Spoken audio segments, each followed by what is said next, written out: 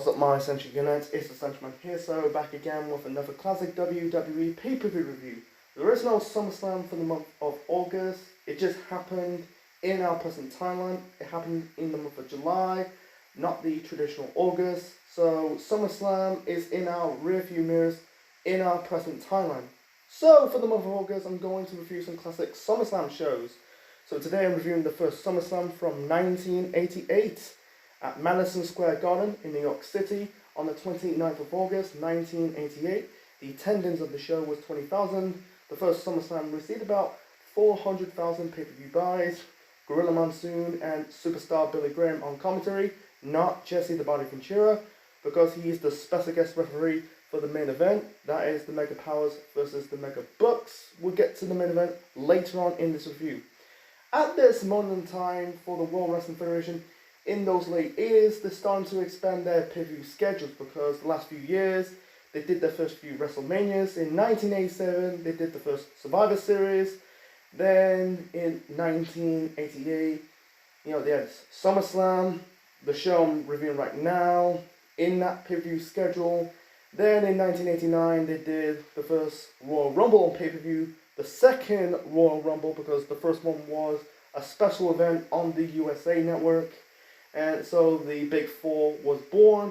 Then in 1993, they added the King of the Ring as a pay-per-view. It became the Big Five. And then in 95, they did the In Your House shows. And then doing 12 pay-per-views a year became the norm. And then they did, I don't know how many pay-per-views in our current timeline they do. Probably do 18 every year. Jesus Christ. I wish they cut down on their pay-per-views. I know that they'll do the 4 pay-per-views a year. AEW's doing 4 pay-per-views a year. Yeah, they did Forbidden Door, a 5th pay-per-view. First time they did more than 4 since 2019. But anyway, so so the point's in, it's funny that back then they're doing just do 4 pay-per-views a year. Right now they're doing multiple pay-per-views a year.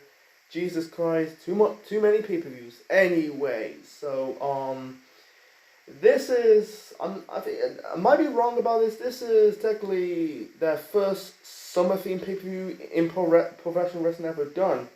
Basically SummerSlam is basically the predecessor of what WCW will do with doing Beach Bash and then later on Bash for the Beach, and then ECW do their summer-themed pay-per-view. That is Heatwave. TNA don't really do a summer-themed pay-per-view, because you could say, I think the one pay-per-view you can say TNA do their version of SummerSlam has to be Victory Road. That's my guessing, but that's more like, maybe it's like a mixture of Great American Bash and SummerSlam. Who knows? But anyway, so before we get to the matches of the show, there's one segment to talk about it before we get to the matches. We had a Brother Love show segment. The guest was Hacksaw Jim Duggan, who made his debut at WrestleMania 3 the previous year in 1987, who just won the first Royal Rumble match in the company's history.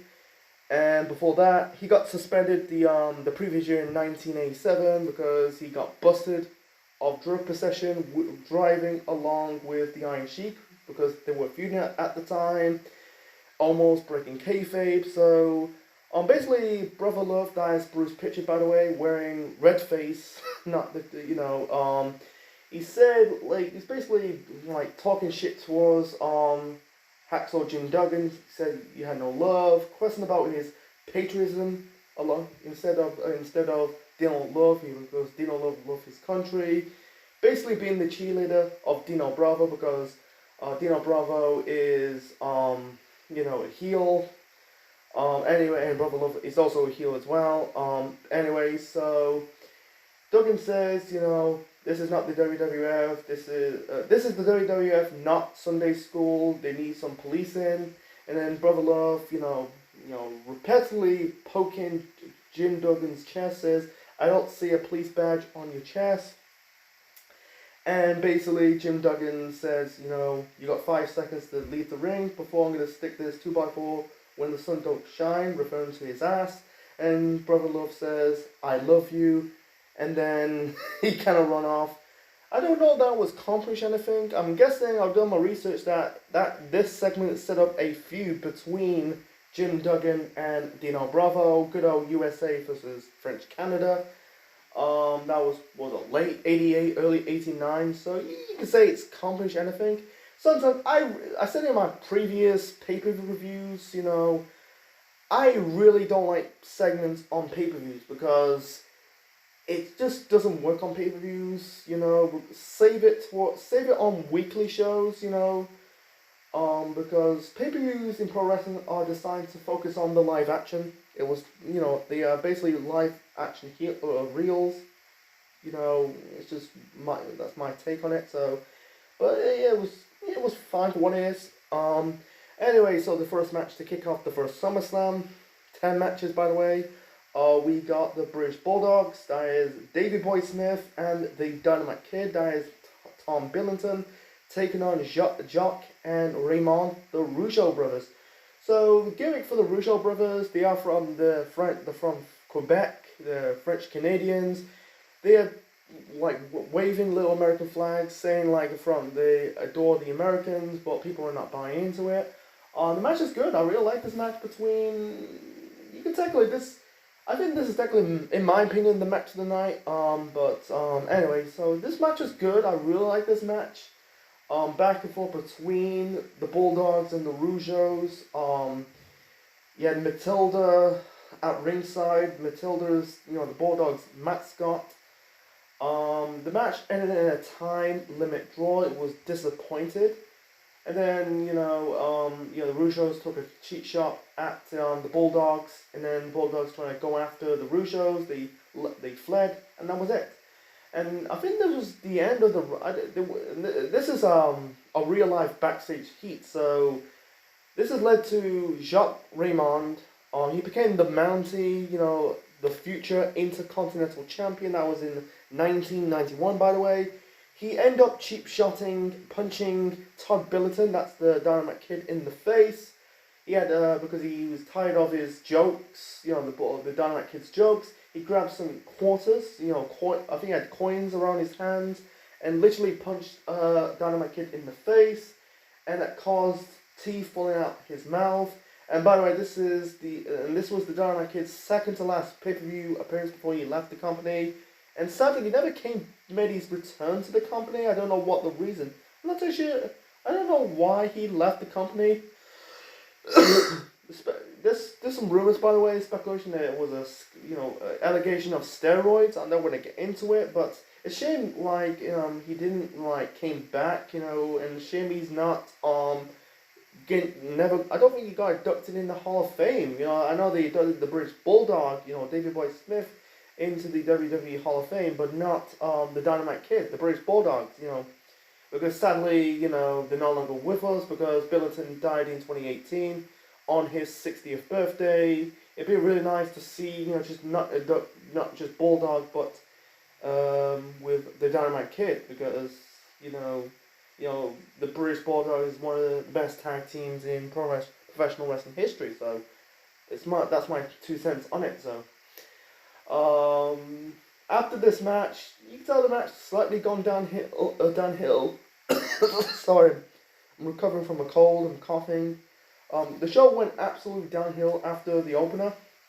So the next match, we got Bad News Brown, my apologies, taking on Ken Patera. Ken Patera had some fame, outside of the professional wrestling world. He competed at the first World's Strongest Man contest in 1977.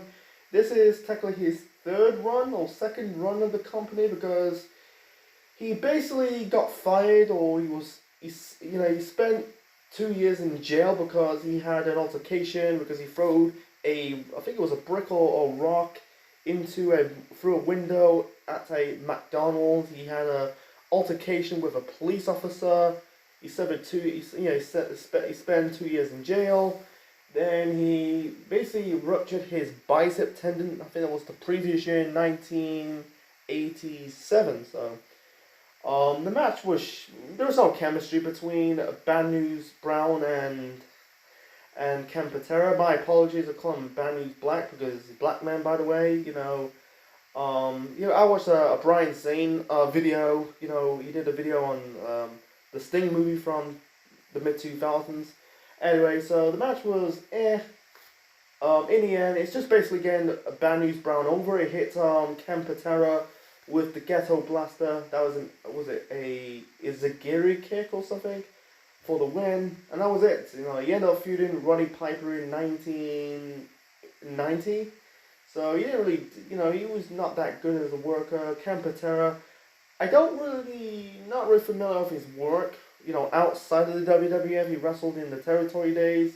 I think it was the AWA or somewhere. Don't know wrestling in GCP, but I don't have an opinion about Ken Patera as a pro wrestler. He was kind of like very past his prime, probably in his 40s, but yeah, they didn't not work in this ring. So anyway, so the next match we got Ravisher and Rick Rude with Bobby the Brain Heenan as his corner, as his manager. But my apologies, taking on JYD.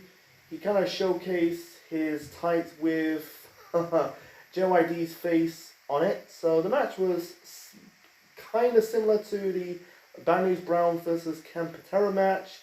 Actually, the match was a bit okay, by the way, but that's not saying too much. During that match, he pulled down his tights and shown the face of, it was another tights showing the face of Cheryl Roberts. Cheryl Roberts is the wife of Jake the Snake Roberts. By the way, in the end, Jake the Snake Roberts came out, hit Rick Rude, the match ended disqualification, and that was it. So, the JYD in the WWF, he never got any respect. In WCW, I covered one of the Clash of the Champion shows from, was it 1989 or 1990? They kind of pushed him seriously, kind of challenged Ric Flair for the world title. I don't know, you never got that respect in the two major wrestling companies, that's the NWA/WCW and the WWF.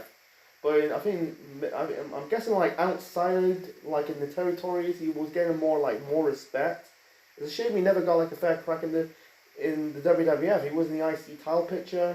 I think it was at the first WrestleMania. He never won a title. It's just it's just, I don't think he's goofy. It's a shame. I don't want to get into it. So yeah. So the reason why Rick Rude showing off the tights with Jake the Snake Roberts' wife, because he kind of on an episode, probably was it Superstars, he basically confronted Jake the Snake Roberts' wife. He didn't know who she is. She thought it was a female fan. She said she's not into it. She's married. She brings up Jake the Snake Roberts' name, and that was it. That was just set up a rivalry between Rick Rude and Jake the Snake Roberts in late '88. I think they did fight on Superstars and main events, but not on a pay-per-view. Maybe they did a Survivor Series match, but never a one-on-one match on a pay-per-view. Like I said, they did 4 pay-per-views a year, so it was unlucky. So yeah, the match between Rude and JYD, it was okay, but nothing special. Just further up the rivalry between Rick Rude and Jake the Snake Roberts. So match number 4. Yeah, match number 4. This was another okay match. We got the Bolsheviks. That is Nikolai Volkov and Boris Zukov taking on the Powers of Glory. That is the Barbarian and the Warlord, who will end up, the following year in 1989. It it'd be the shortest elimination in a Royal Rumble match. Go and check out my review of the first Royal Rumble on pay-per-view from 1989. So I think you had Mr. No, what's he had? I think he had Mr. Fuji as a manager.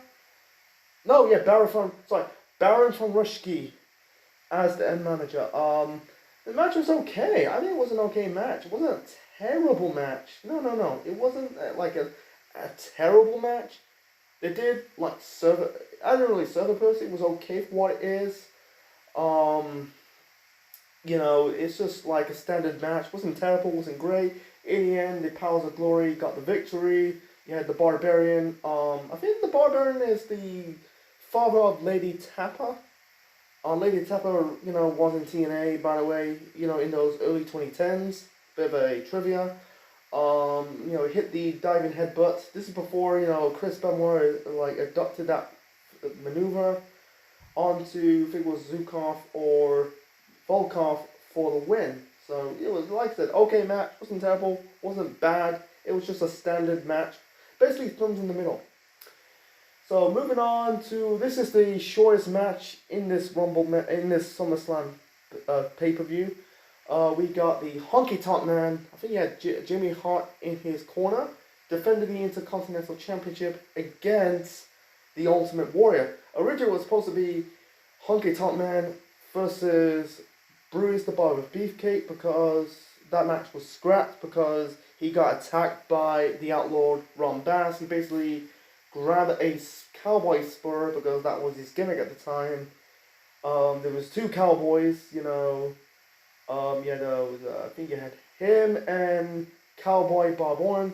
I think at this moment in time, Bob Orton was no longer with the company. I think he was in the NWA, WCW. I don't know what kind of territory he was in. He basically grabbed the spur and placed it, rub it around, used it onto Beefcake's head, caused him bleed. There was a big X around it in that segment, because at the time the company was super kid friendly compared from the current products. I know it's going to go beyond TV14, but that I'm trying to bring up the build. There was no build to this. It's just saying like it was supposed to be Honky Tonk Man versus Beefcake, but Beefcake pulled out, in kayfabe, so Warrior took his place. Warrior made his debut in 1987. He was the Dingo Warrior. He used it in the territory days before they kind of changed it to the Ultimate Warrior. The match was short. He hit Honky Tonk Man with the Warrior Splash to beat him, because at the time Honky Tonk Man was the longest reigning Intercontinental Champion of all time, because his records stand to this day. Hit the Warrior Splash, pins him, and become the new Intercontinental Champion. First of 2 times that the Warrior held the belt. Honky never won the title ever again. I don't think say it's a burial, but yeah, it's a way to building Warrior as the next star. He ended up winning the world title 2 years later at WrestleMania 6. So it's funny that he ended up dropping the Intercontinental title the following year in 1989 at WrestleMania 5 against Rick Rude, started their rivalry, and then he ended up regaining the Intercontinental title back from Rick Rude at the following year's SummerSlam. I did a review on that show. Go and check it out on the playlist.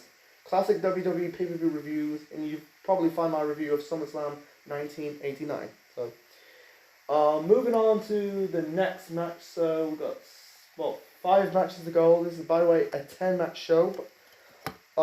We got I'm gonna keep it short and simple. We got The Rock, not Dwayne The Rock Johnson. We got The Rock, Don Morocco, taking on Dino Bravo with Frenchie Martin in his corner. So basically, it's USA versus Canada, and basically they're building up like Dino Bravo. He is the world's strongest man. People say Mark Henry is the world's strongest man, even though he never compete in the world's strongest man contest. He's the first winner of the Arnold Strongman contest way back in 2002. It's funny that Dino Bravo was dubbed as the world's strongest man. And then years later, Mark Henry will, be his trademark nickname. Anyway, the match was just typical punch, big man. That's the 1980s at the time. Typical big man, punch, slow paced move. In the end, Dino Bravo got the victory. Hit, I think it was a sidewalk slam, hit on Don Morocco to pick up the victory. And Frenchie Martin, holding a sign, says USA is not okay, because he's French Canadian. I think he's also the manager of the Rougeos, who's also French Canadian. I wish they'd go back to doing foreign managers, but I don't think they'll do managers in today's day. Probably it's been a long time. You get some, but not.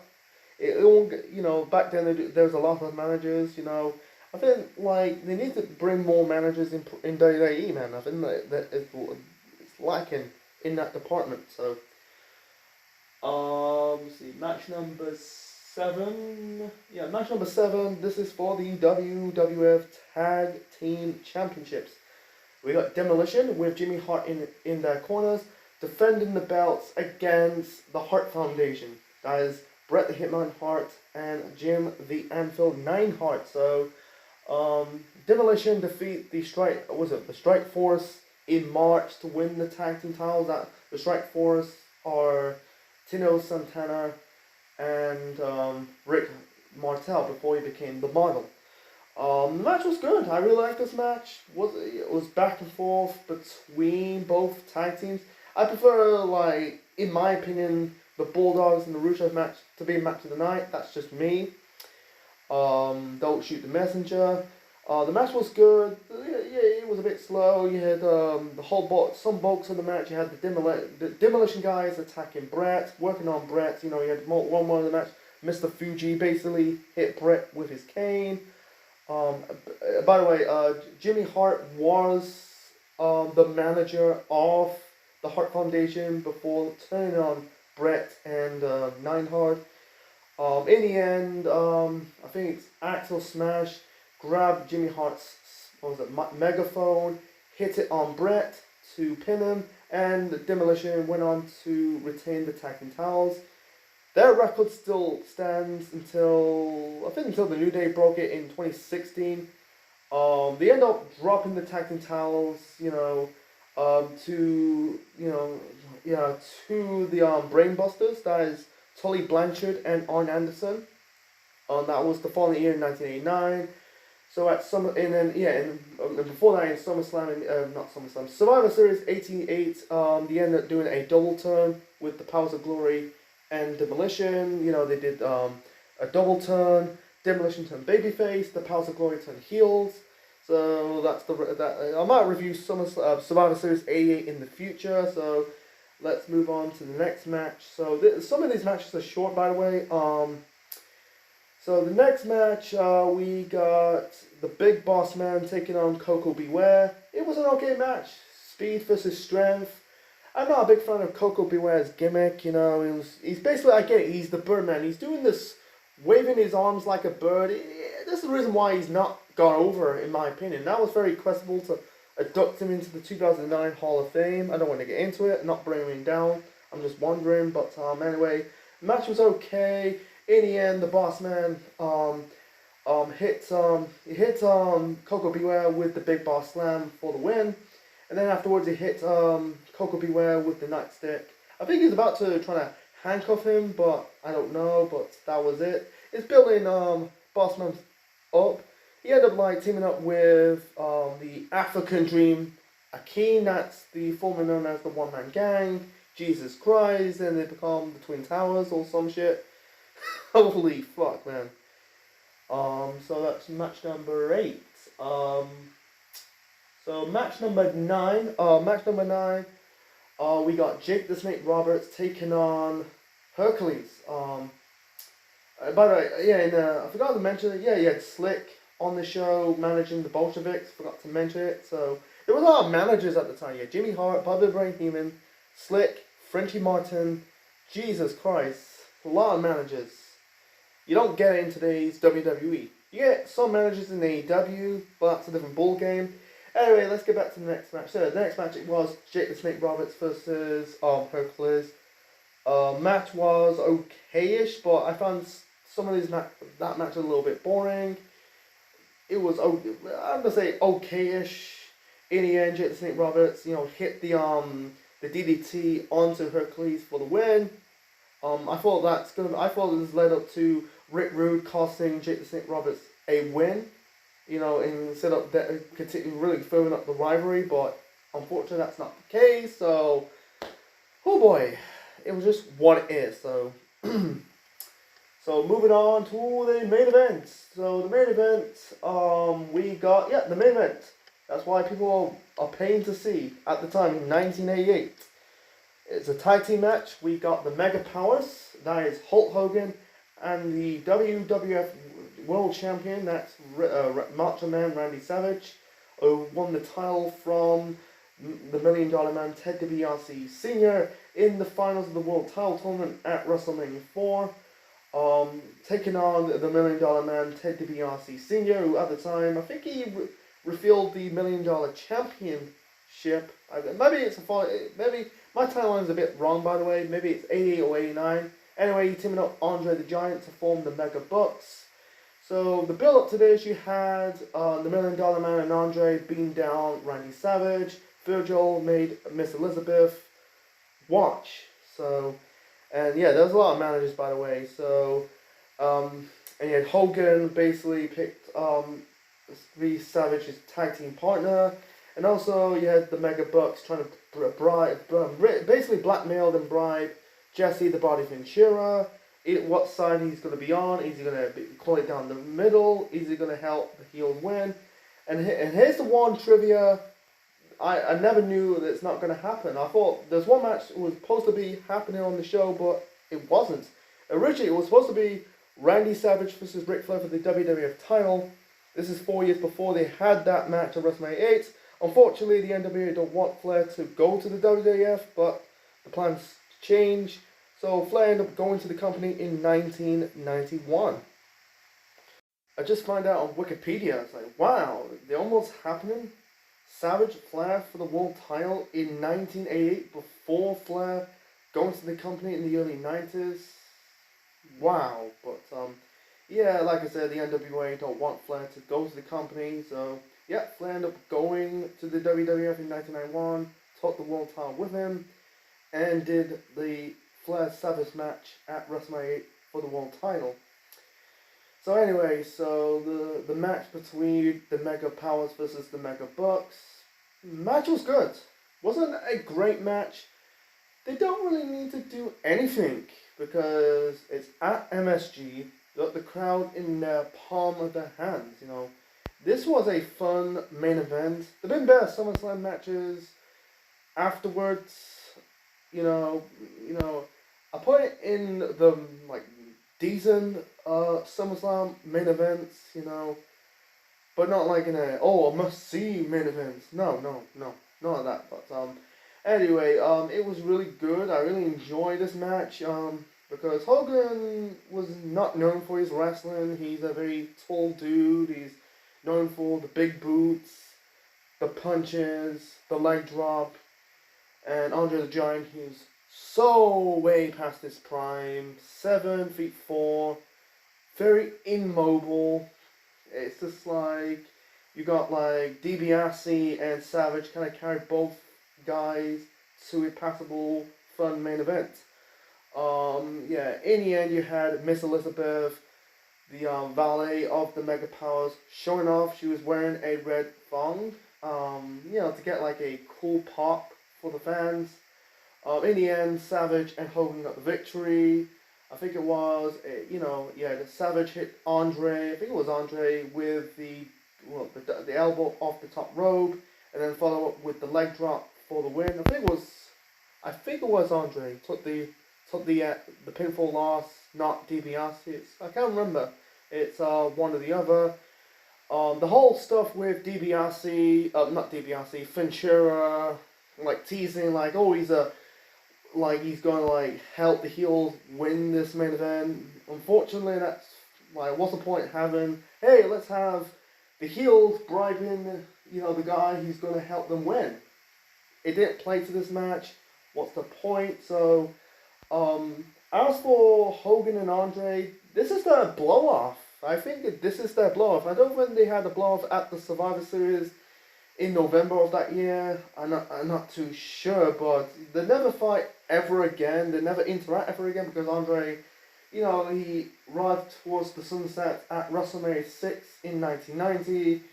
It's final few matches before his death, but yeah, they never fought ever again. It's just what it is. It's funny that they started a feud at WrestleMania 3 the previous year in 1987. Continue at the first Survivor Series in that main event, and then continue at Saturday Night Main Event in the beginning parts of 1988. I think it was in February when Andre won the title, led up to giving the title to Ted DiBiase, led to the two Hedners, the two referees, scandal, whatever, this type of shit. Set up a tournament match at WrestleMania for the belt, and then set up this match to basically blow off the rivalry between Hogan and Andre. I think DiBiase never got one sniff of the main event ever again. It's a shame. You know, I think they missed the boat on him being the world champion. Yeah, he ended up costing his own title, the $1 Million Championship, but besides that, yeah, it's just what it is. Has to do with timing. This rivalry with the Mega Powers. This is going to be a storyline happens in late '88, early '89 with basically Hogan, basically Savage being jealous of Hogan, you know, with Miss Elizabeth, and it's up their match, really building a slow seed to their match at WrestleMania 5 the following year in 1989. So my final rating for the first SummerSlam from 1988, I'll give it a 7.5 out of 10. It's a back and forth between 6 or 7, but I think this was a fun SummerSlam. Wasn't a great SummerSlam. I feel like over the 30 plus years of SummerSlam, I think this is more of a mid-card type of SummerSlam. You know, mid-table to bottom half SummerSlam. You know, there been better SummerSlams over the years, over the decades, but this was not like a great show. It was a fun show to watch compared to, you know, the SummerSlam from right now. It was a really good show, but the two matches in the bag for me has to be, you know, Bad News Brown versus Ken Patera, and, you know, Rick Rude versus JYD was just firming up the rivalry between Rude and Jake the Snake Roberts. But, you know, besides that, there were okay matches, like, great example, like you know, Powers of Glory versus the Bolsheviks. You know, Coco Beware versus Big Boss Man was okay. Roberts versus Hercules, that was also an okay match. You know, the good is the good. It has to be the 3 matches or 4 matches. The 3 matches I really like. You know, I like the opener, Bulldogs versus Rougeos. I like the tag team title match. You know, Demolition versus Heart Foundation, and also, you know, the main event, Mega Bucks versus Mega Powers. Warrior wins the title. Yeah, the like Honky Tonk Man Warrior match was just a squash match. You know, that was the first squash match until Benoit squashed Orlando Jordan at the 2005 SummerSlam 17 years later. But besides that, you know, yeah, I say it was a fun SummerSlam. I think 7.5 out of 10 was fair. Yeah, it was fun to watch. You know, I suggest you watch it on the network for the 3 matches. You know, opener, tag team title match, and the main event itself. So, anyway, so hope you enjoyed my review of SummerSlam 1988. Leave your thoughts in the comment section below. Smash the like button, click the like, click the bell, subscribe to the Central Unit for more wrestling videos and more. Next time, like I said, we'll continue for the month of August, reviewing some classic SummerSlam shows. So let's travel 4 years later to another classic SummerSlam. The one and only SummerSlam take place outside of North America. The only SummerSlam in England. The main event's between a Hitman and a Bulldog. You know what I'm talking about. I'm talking about SummerSlam 1992. This is the Central Man officially signing out. And that's my review of SummerSlam 88. And give it a thumbs up.